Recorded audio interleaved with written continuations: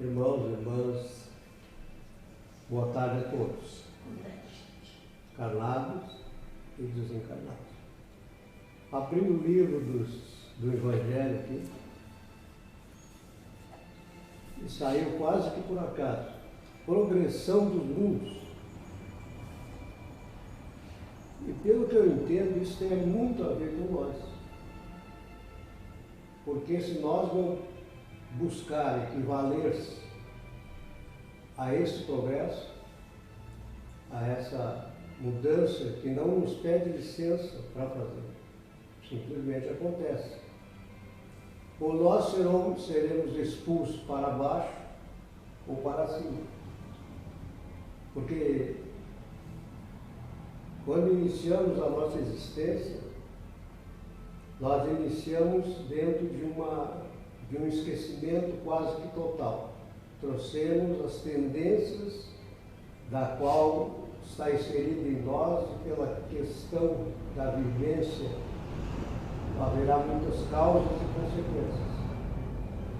Porque nós podemos, já quando raciocinamos e encontramos nesse raciocínio a razão de alguma coisa, nós vamos passar a entender e seguir aquilo que nós achar por melhor. Não quer dizer que seja melhor.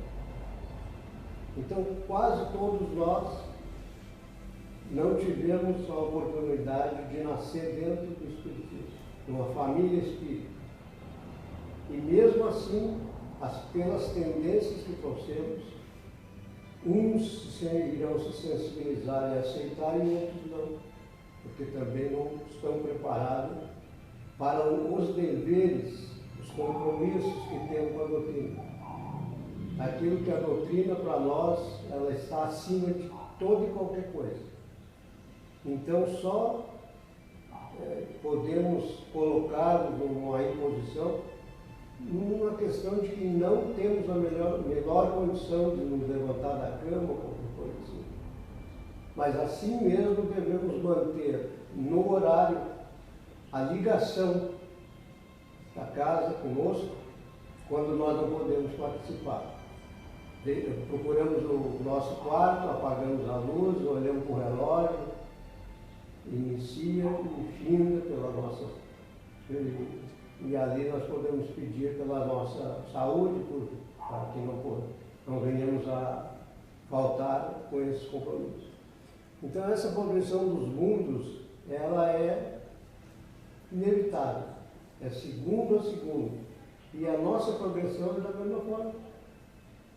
Mesma forma. Tanto é que muitos de nós passam quase uma existência inteira quando descobrem que perdeu um tempo enorme. E outros se agradecem por não ter perdido esse tempo, e ter aproveitado, porque já na primeira oportunidade puderam perceber que isso era interessante. Eu, aos 17 anos, conheci o Espiritismo. Assim, de ouvir falar, participei umas vezes de algumas palestras, achava interessante, mas não entendia nada. Tudo para mim aquilo era tudo estranho. Se eu estivesse falando outra língua. Aos 34 anos, então, eu fui, porque me deu aquele estalo. Eu comecei a ler os livros, e aí eu fui, e aí eu entendia tudo que eles diziam. E partindo dali, então, a partir dos 34 anos de idade, muito pouco eu faltei aos meus compromissos com a doutrina. Muitas vezes tive que driblar serviço, deixar de... Então, se assim não pego, procurar outra e coisa e tal. Porque eu achei que era interessante. Esse progresso em nós, ele se dá pela nossa vontade, por aquilo que nós aceitamos realizar, e a partir daí, então, passamos a nos sentir diferentes. A gente se sente, não se deixa envolver por uma notícia má, por um desastre, porque nós sabemos que tudo está nas mãos daquele que criou. E que a necessidade de modificar o planeta é uma ideia de modificar as pessoas também que nele vivem. que muitas vezes precisam ser retirados para trocar a sua personalidade e voltar a uma outra situação que possa se encaminhar para a espiritualidade encarnada. E depois reencarnar e agradecer por aquela oportunidade. Eu acho sempre muito interessante isso. A progressão, tanto do mundo físico como do mundo espiritual, ela se dá sem nenhum salto. Então, se vocês puderem prestar atenção hoje em dia, nas questões que está chovendo muito no deserto, lá de Dubai, aquele lugar lá da Arábia Saudita, é uma coisa impressionante. Nunca caiu mais que 10 pingos d'água. E agora é enxurrada de repente e o deserto se torna um rio de tanta água. É terremoto, é maremoto, é incêndio, porque isso é uma preparação aonde as pessoas que se derem conta disso vão sair, vão abandonar a Europa, vão abandonar esses outros lugares que está sendo de alguma forma feito um chamamento. Vai, porque senão vai ficar mais difícil. Não é oportunidade. Deus não faz nada para castigar ninguém. Mas aqueles que não perceberam, como nós muitas vezes não percebemos, ou nos deu aquela preguiça de fazer, também a gente sofreu por uma questão de não aceitação daquilo que a doutrina e o opcionamento. Então, minha amiga querida, e Nora, é o mais interessante. Vamos iniciar o nosso trabalho, então, através da nossa prece, que todos possam pensar no nosso divino amigo, que traz suas mãos amorosas sobre nós, promovendo em nós aquele bem-estar, aquela leveza, porque nesse momento em que nos aproximamos dele, sentimos afastar-se de nós aqueles que não têm a boa intenção, que ainda não compreenderam a melhor forma de viver. Por isso, estar com Jesus em nosso coração é a base da nossa paz, está entre nós sempre.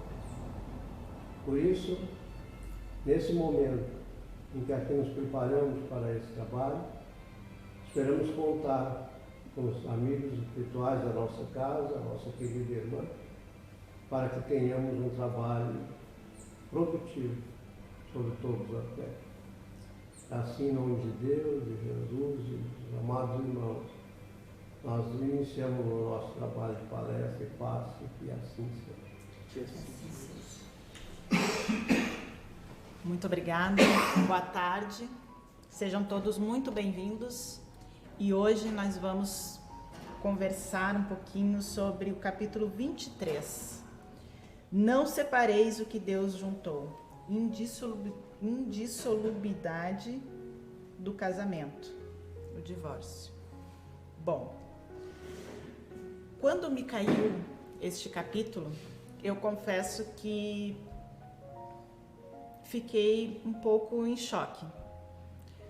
Como falar da indissolubilidade, palavra terrível, a indissolução, né? A separação do casamento, sendo que, como todos sabem, eu própria passei por um momento de separação do meu casamento. Como colocar isso na visão espírita, como abordar este assunto neste momento tão complicado e tão difícil que foi e está sendo um momento pandêmico, aonde muitos casamentos, muitas uniões tiveram que conviver um número maior de tempo. Os casais passaram a se conhecer muito mais a partir do momento que eles tiveram que conviver debaixo do mesmo teto. Por quê? Porque casamento, ele não constitui exatamente uma convivência diária hora a hora, momento a momento, né? Nós nos casamos e nós precisamos labutar, nós precisamos trabalhar. Então, nós muitas vezes convivemos muito mais com os nossos colegas de trabalho do que com os nossos familiares em casa, com nossos filhos. Muitas mães não acompanham o crescimento e o desenvolvimento dos seus próprios filhos por conta disso. Os pais nem se fala, porque os pais eles carregam em si a necessidade e a vontade, né? E a responsabilidade de sustentar aquele lar. E isso acontece, e isso faz com que esses casais não convivam diariamente e acabam não se conhecendo completamente. E com esse momento de pandemia, não teve escapatória. Muitas pessoas, ou quase todas, tiveram que conviver diariamente com seus companheiros. E isso resultou num número, eu não vou dizer absurdo, mas eu vou dizer um número grande, um número gigantesco de divórcios e separações, aonde companheiros passaram a se enxergar, a se conhecer, a conviver e simplesmente não se suportar. Esse capítulo ele começa dizendo que não separar o que Deus juntou. Eu já tinha lido muitas vezes o livro dos Espíritos. O Evangelho segundo o Espiritismo. Mas esse capítulo ele não me chamava muita atenção. E eu fui procurar, porque eu sempre procuro, toda vez que eu vou ler e fazer um diálogo, né? Eu sempre procuro as instruções dos Espíritos. E me surpreendeu que neste capítulo não tem instruções dos Espíritos. E aí eu fiquei mais pensativa ainda. Mas e o que a espiritualidade pensa sobre isso? Bom, o que é muito claro, o que ficou muito claro para mim é que a lei humana, ela é um abismo de distância da lei universal, da lei de Deus, da lei moral de Deus. O que Deus une, o que ele junta dois seres, não é através de corpos físicos, não é através do sexo, não é através de remuneração, não é através de bens, de materialidade, não é através de encargos públicos, encargos políticos, não é através de coisas que geralmente a gente enxerga em casamentos. O que Deus une é o sentimento a sentimento. A lei que rege a união do casal é a lei do amor. E essa lei, ela é indissolúvel. Ela não desmancha, ela não se quebra, ela não acaba, ela não tem fim. Porque quando o elo é algo sublime e divino, isso é consumado através da responsabilidade, através da convivência, através do querer, através da sua espontaneidade de sentimento uns com os outros. Eu vou ler um pedacinho porque é muito interessante a gente conseguir entender como que Allan Kardec coloca isso para nós, né? Então ele fala assim no segundo parágrafo: não há de imutável senão o que vem de Deus. tudo que é obra dos homens está sujeito às mudanças. As leis da natureza são as mesmas em todos os tempos e em todos os países. As leis humanas mudam segundo os tempos, os lugares e o progresso da inteligência. No casamento, o que é de ordem divino é a união dos sexos para operar a renovação dos seres que morrem. Mas as condições que regulam essa união são de ordem tão humana que não há no mundo inteiro e mesmo na cristandade 2 países em que elas sejam absolutamente as mesmas e que não haja um em que elas não tenham sofrido mudanças com o tempo. Disso resulta que, aos olhos da lei civil, o que é legítimo num país em uma época é adultério num outro país em outro tempo. Isso porque a lei civil tem por objetivo regular os interesses das famílias, e esses interesses variam segundo os costumes e as necessidades locais. É assim que, por exemplo, em certos países, só o casamento religioso é legítimo, em outros é preciso também o casamento civil, noutros, enfim, só o casamento civil basta. Mas na união dos sexos, ao lado da lei divina material, comum a todos os seres vivos, há uma outra lei divina, imutável, como todas as leis de Deus, exclusivamente moral e que é a lei de amor. Deus quis que os seres estivessem unidos não somente pelos laços da carne, mas pelos da alma, a fim de que a afeição mútua dos esposos se transportasse para seus filhos e que eles fossem 2 em lugar de 1, a amá-los, a cuidá-los e a fazê-los progredir. Nessas condições ordinárias do casamento, foi levada em conta essa lei de amor?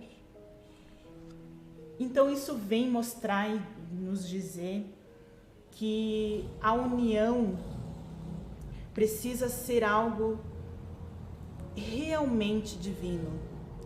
Precisa vir um sentimento de longa data, de muito tempo.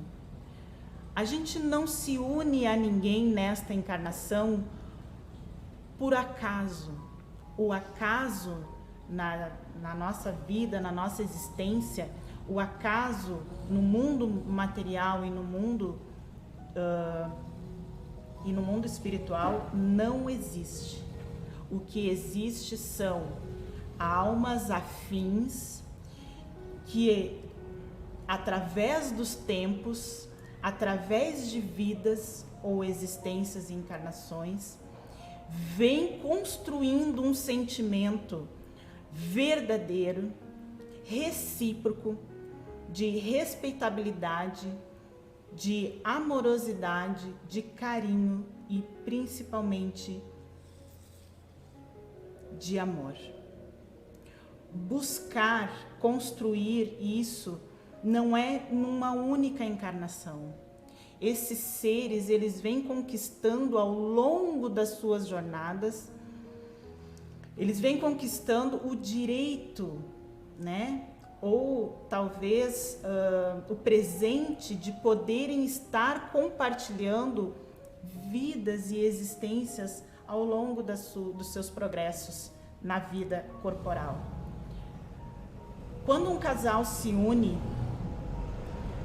nós precisamos levar em conta que isso não se dá unicamente um para o outro, que essa união precisa resultar numa ajuda e num progresso e numa educação, podemos dizer assim, de outros seres que advêm daquele casamento, daquela união. Não falo unicamente dos filhos, falo de todas as pessoas que partilham da nossa convivência, da nossa jornada, da nossa encarnação. Nós, quando reencarnamos no mundo material, nós viemos com a responsabilidade sobre outras vidas além da nossa. Nós não viemos unicamente por nós. Nós vivemos num mundo de provas e expiações. Então nós vivemos resgatar e nós viemos sublimar, nós viemos trazer aquilo que nós precisamos angariar ao longo da nossa jornada, da nossa caminhada, como sublimação e como progresso, evolução, progredir sempre. Essa é a lei, não é? Para que nós possamos subir os degraus, nós precisamos levar aqueles que estão conosco. Quando uma cabeça pensa, né, um exemplo bem fácil, quando uma cabeça pensa e raciocina, é muito maravilhoso, é muito bom. Se tira dali muitas coisas, muitos ensinamentos. Mas quando duas mentes se unem e passam a pensar juntas, dali nasce e se constrói uma ajuda mútua, que é capaz de movimentar, que é capaz de girar e fazer andar muitas outras vidas, muitas outras pessoas que estão na nossa volta. O exemplo de casais que não têm filhos, né? Que não têm aqueles a quem educar, a quem transportar os seus ensinamentos, a sua educação. Gente, olhem para os lados. Nós temos sobrinhos, nós temos afilhados, nós temos amigos, nós temos pessoas as quais nos olham e nos pedem. Aqueles que estão um pouco abaixo de nós ou ao nosso lado, aqueles que entendem menos, eles nos olham pedindo uma palavra, pedindo uma explicação, um consolo, pedindo algo que eu não digo as pessoas espíritas, eu digo todas as pessoas. Todas as pessoas que atingem a maturidade espiritual, elas exalam e emanam algo que é divino, vem de Deus, vem de cima, vem da espiritualidade, vem do seu anjo de guarda, vem do seu mentor, seja de qual for a finalidade, que da onde venha essa emanação, isso irradia e nós precisamos direcionar essa irradiação, essa luz para as outras pessoas, trazer esse montante de ensinamentos e de experiências que nos acarretam e transbordar isso de nós, transbordar de uma maneira lúcida, de uma maneira limpa, de uma maneira que a gente não imponha, mas que a gente exemplifique. O nosso farol, o nosso guia é Jesus. E buscando os seus passos, os seus ensinamentos, ele nunca impôs nada para que nós precisássemos fazer. Ele nunca disse que se nós não fizéssemos, ou se nós não quiséssemos, ou algo assim. Não. Ele sempre impôs através dos exemplos, através da caridade, através do amor, através das suas ações. Então nós, através de nossas ações, precisamos buscar também esses exemplos.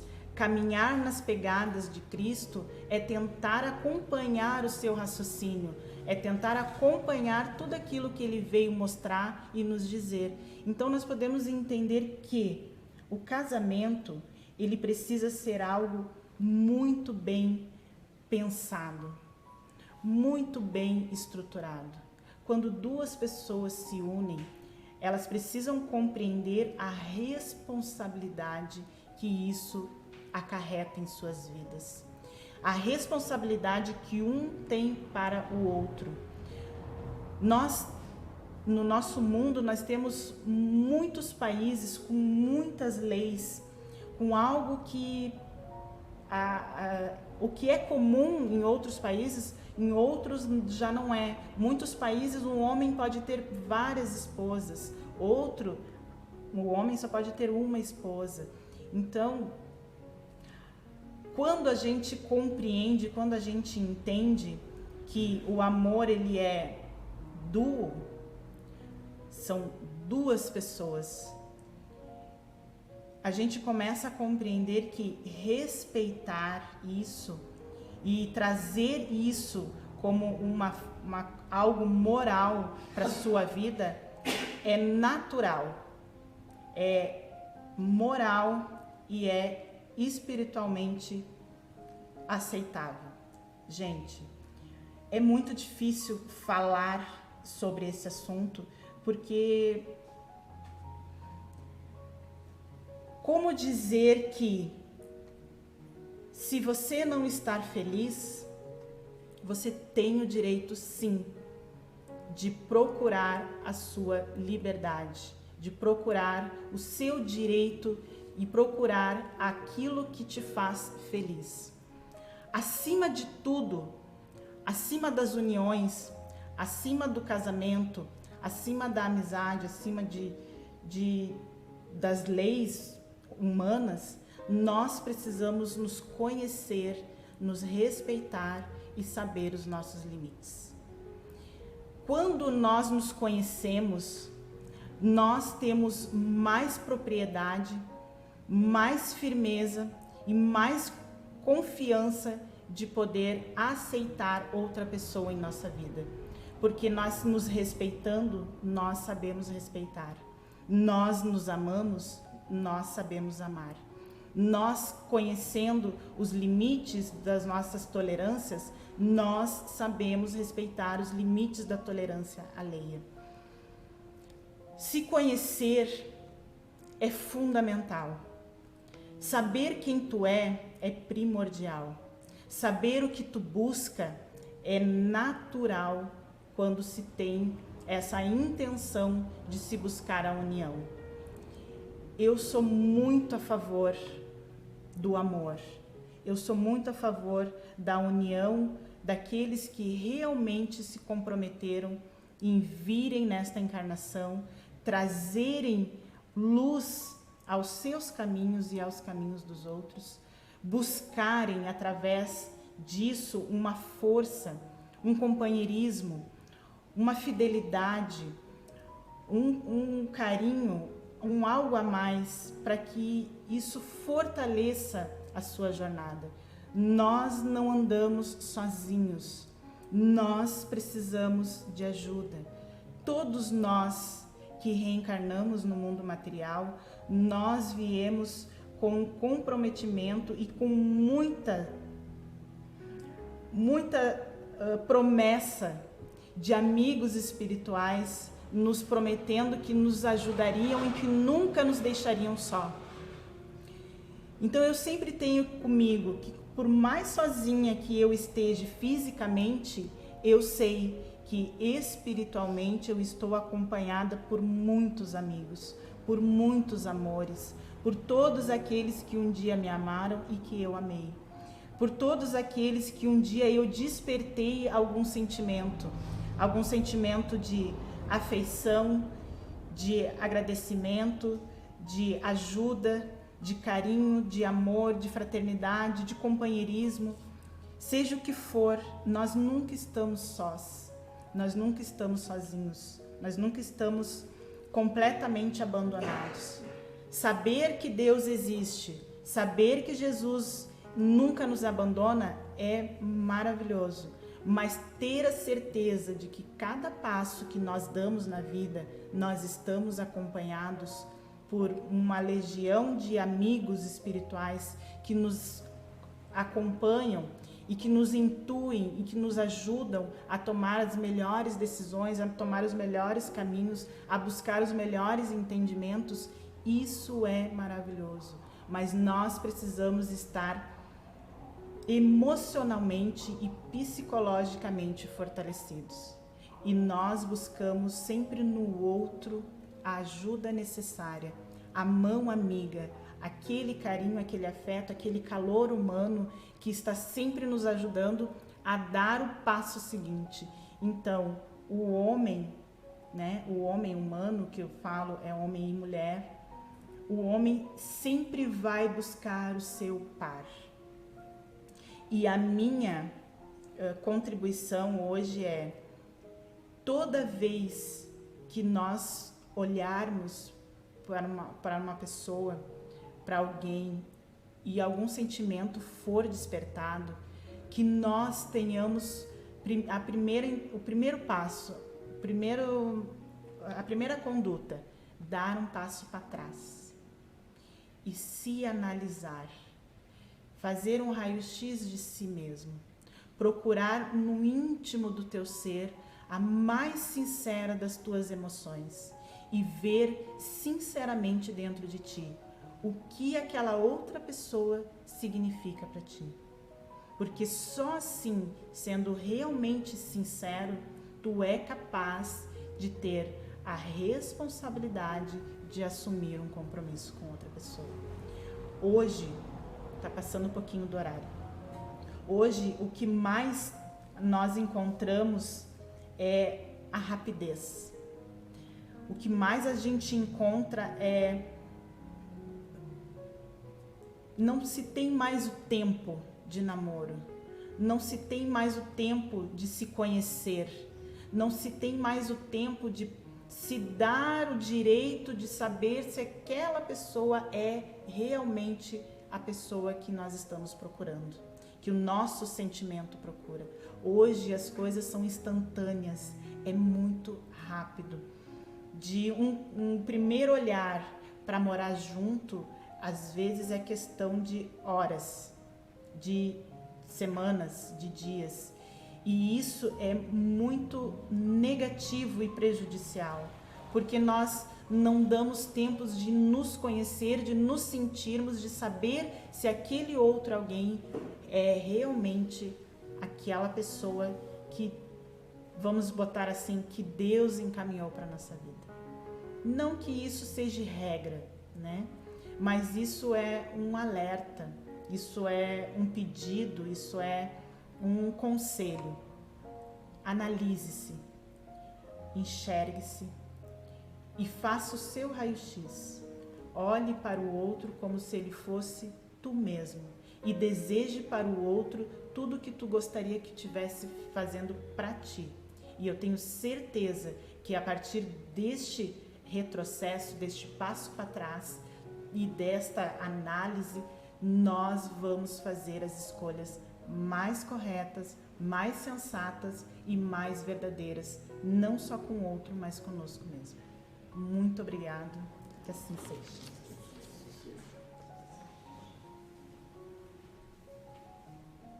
Então, meus irmãos, vamos fazer a radiação para partir para o encerramento do nosso trabalho.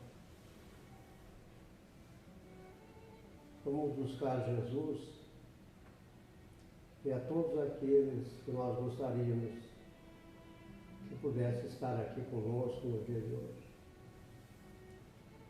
E que possamos rogar a Jesus pelo amparo e auxílio dos lares de cada um.